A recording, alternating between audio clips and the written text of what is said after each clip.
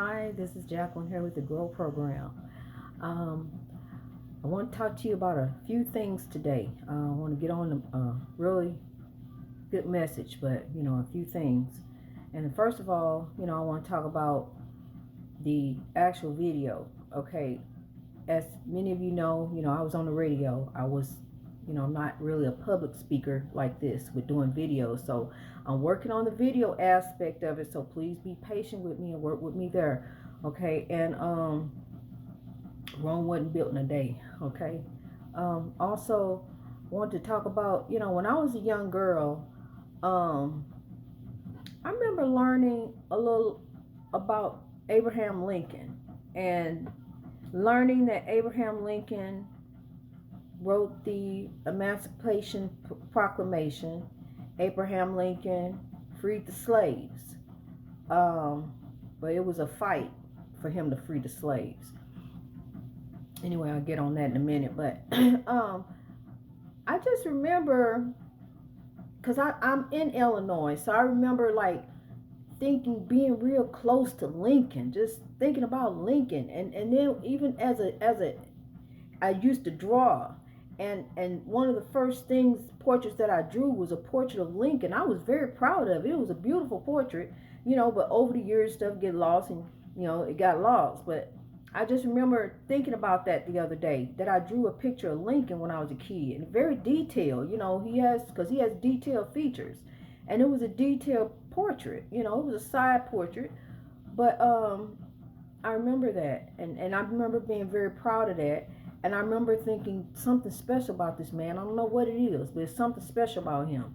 And I remember even going up to Springfield on a field trip in school to see the Lincoln Museum and the Lincoln Log Cabin and all that stuff. But that didn't really resonate with me then, because Springfield is a very racist city. It's the capital of Illinois.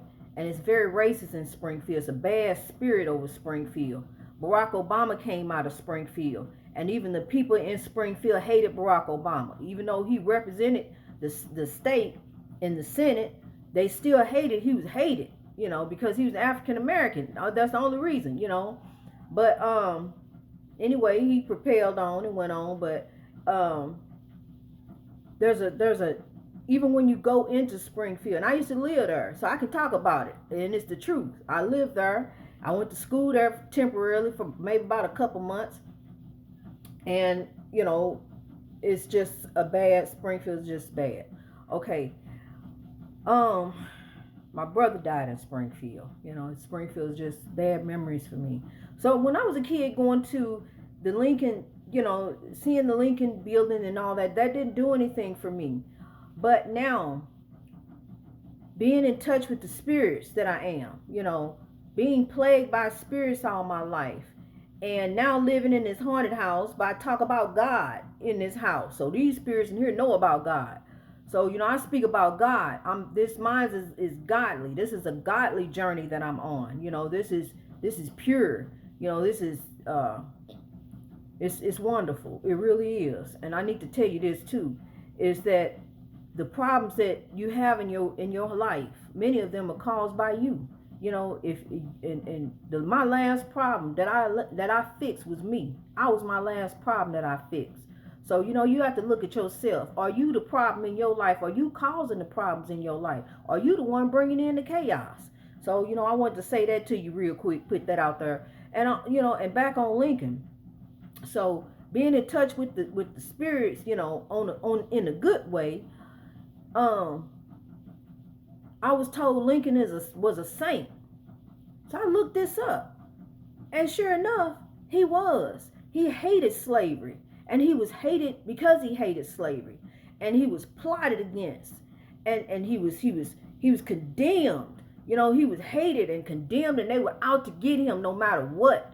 And eventually they did. But not before, God saw fit that he fixed the slavery problem. Because Lincoln didn't like slavery. He didn't like that, so he wanted to end it. He wanted to, he didn't want to, he was trying to satisfy people, but at the same time, he had to also satisfy his heart, because he was a man of God. So he had to satisfy his heart and say that, and stand up for what was right, and stand up for how people were being treated. And even though that ended slavery, it didn't end people being killed, being lynched, and being murdered. Even 400 years later, it's still going on. We are still being oppressed. And it's just, and then the word depressing comes in, because it's just depressing to be oppressed. You get, when you oppress and you oppress yourself, you just get depressed. You just all messed up. Because you're so depressed and you're so oppressed. So Lincoln did that, and he was considered a saint, by African Americans and some Caucasians, because he did the right thing. But I'm going to tell you something. Since Lincoln, no one since Lincoln has stood up, outside of African Americans, has stood up for the oppression that African Americans have been facing. Lincoln was assassinated because he was going to continue to stand up for us and our rights. Anyone who tries to stand up for us and our rights dies a legend. They die, in a time where we were robbed of any type of civil rights. We were robbed of all of that, and even when John Kennedy tried to stand up for African Americans, he was assassinated. Anytime anyone has ever tried to speak out about injustices, oppression, police brutality, denial of civil rights, they're shut down. They're assassinated. They're held up. Just like Mitch McConnell got the John Lewis Civil Rights Movement portion of the bill sitting on his desk, because he just want to be oppressing people.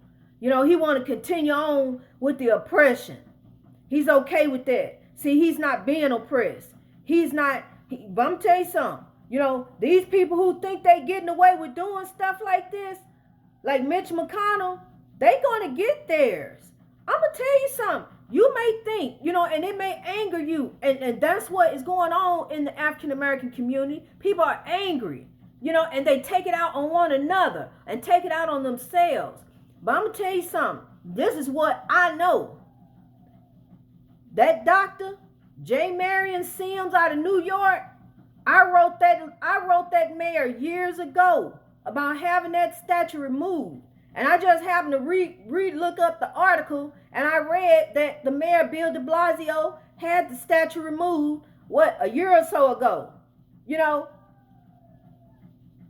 It's just really sad how, you have to do so, that this is wrong. But this statue been sitting here all this time as a reminder to African American women what our ancestors endured.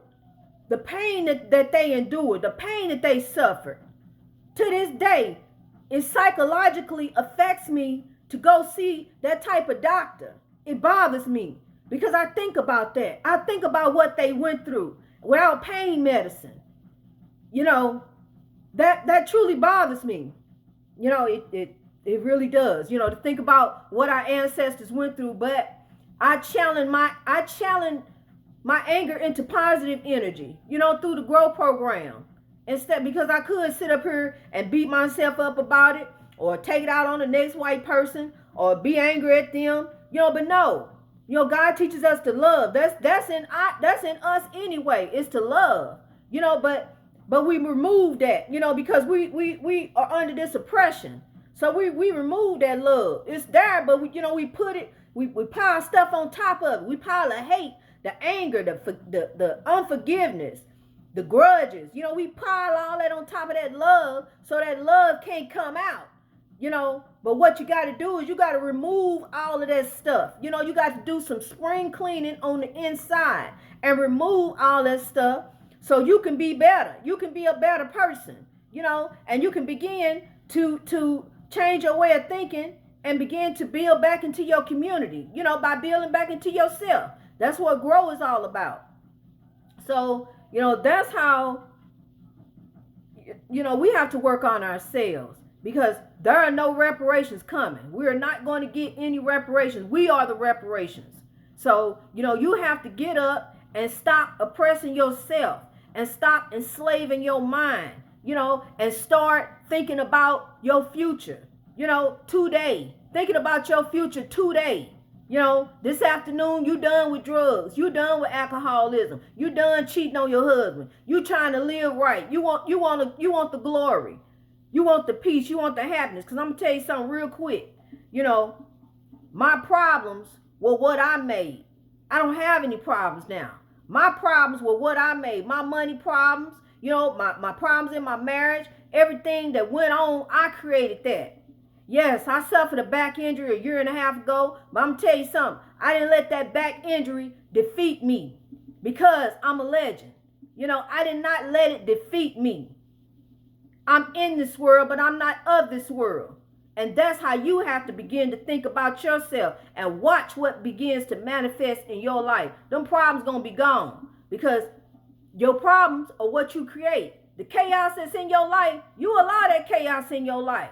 You got somebody that's coming over there and arguing with you and fussing with you and creating chaos and gossiping and backbiting. You need to eliminate all of that. You don't need to listen to no more gossip. You don't need to know. Get off Facebook. Facebook ain't no good. I talk about Facebook. It ain't no good. Okay, so remember, let's grow, people. Let's grow.